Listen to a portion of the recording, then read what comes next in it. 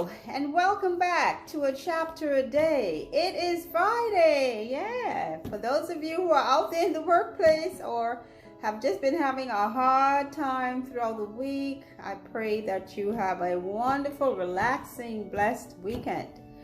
And for today, we will be reading Exodus chapter 10. And I will go right into the reading.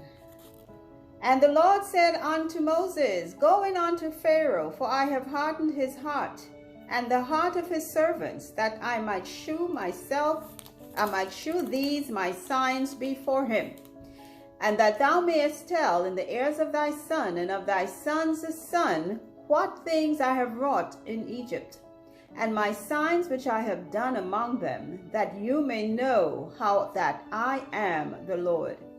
And Moses and Aaron came in unto Pharaoh and said unto him, Thus saith the Lord God of the Hebrews, How long wilt thou refuse to humble thyself before me? Let my people go, that they may serve me.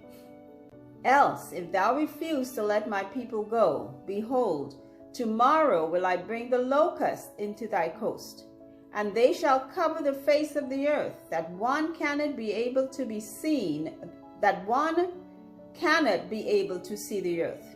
And they shall eat the residue of that which is escaped, which remaineth unto you from the hail, and shall eat every tree which groweth for you out of the field.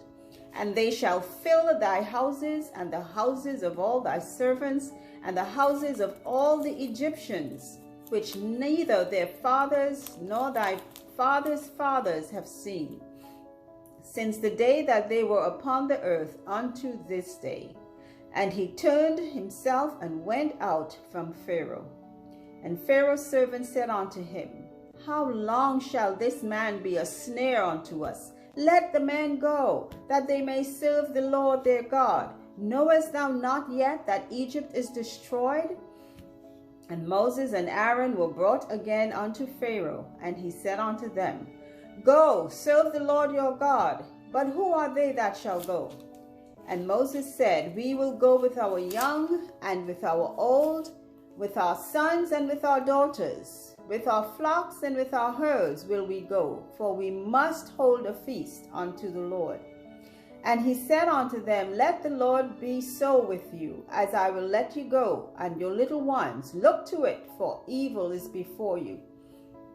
Not so, go now that ye that are men, and serve the Lord, for that ye did desire.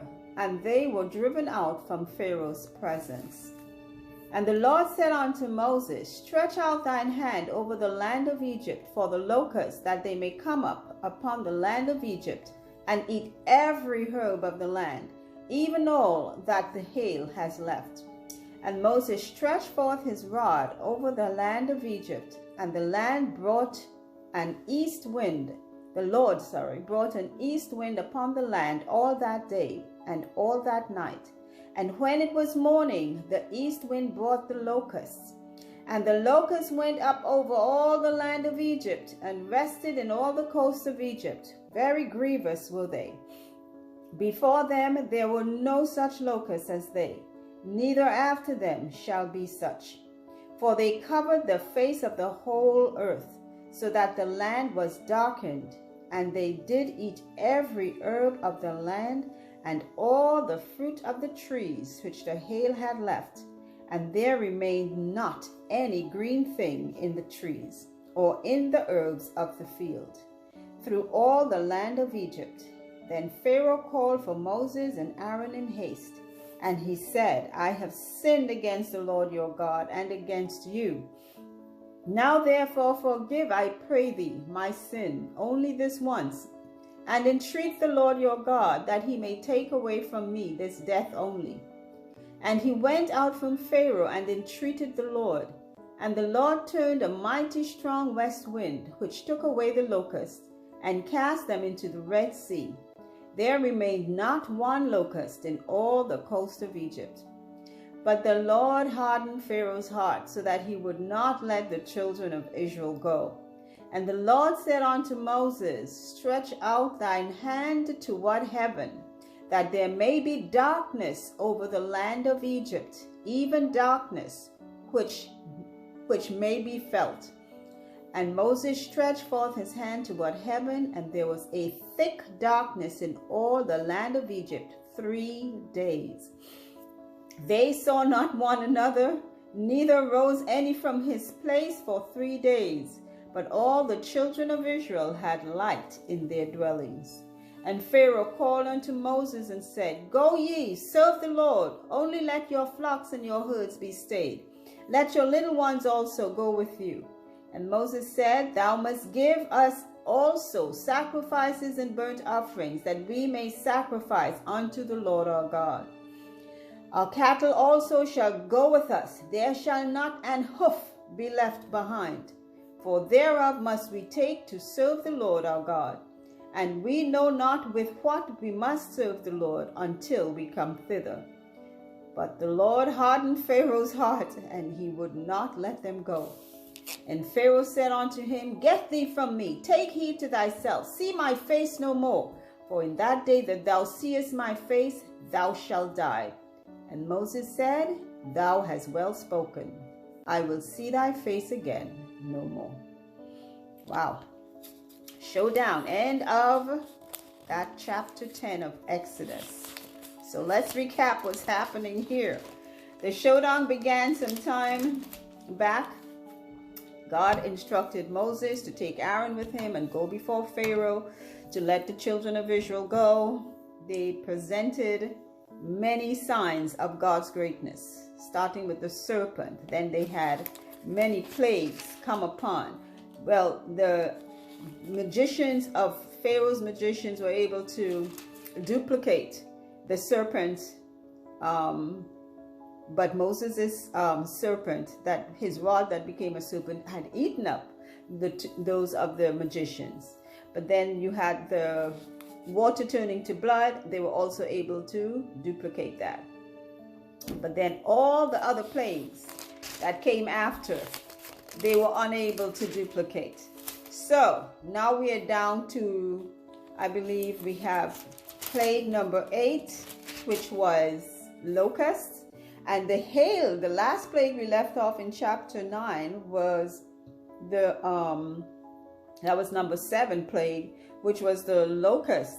No, I'm sorry, which was the hail mingled with fire. And that did a lot of destruction. Now, whatever is left back, because the land is being destroyed. I mean, amidst all this, when God stops whatever is happening, he's not clearing the land up or cleaning it up after. He is stopping it and giving Pharaoh a chance to say, well, okay, that's enough. God is great. God is mighty. Let his people go. But no, we're down to 8, where's locusts? Locusts are coming to eat whatever is left that the hail and fire did not destroy. And I don't think it might be that much. Till his servants are now beginning to say, Pharaoh, come on, let the people go. The land is just almost totally destroyed and you're still holding on to them. So he is kind of going back and forth, back and forth. One time he said, okay, they can go, but you can't take the cattle. Moses said, we're not leaving a hoof behind. Everything has to go because we have to use from these animals to sacrifice unto God. And Pharaoh is still adamant. He's saying now, you know what? Don't come back in front of me anymore. I don't want to see your face anymore. And that was just before, after God sent the 9th plague. After the locust, he sent darkness. I don't know if you've ever been in a dark place. At one time visited a cave in which I think we were wearing some sort of headlights. And the guide told us, take off all the lights. And when we took off the lights, I mean, we saw nobody. The people were standing back to back all around us. But you could see nothing. Only maybe if you stretch out and touch, and nobody wanted to reach anything and touch anything. So when you opened your eyes, it was just pitch black.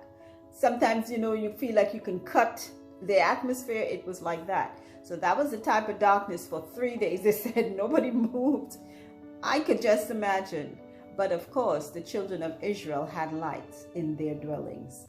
And Pharaoh still hardened his heart and would not let the children go.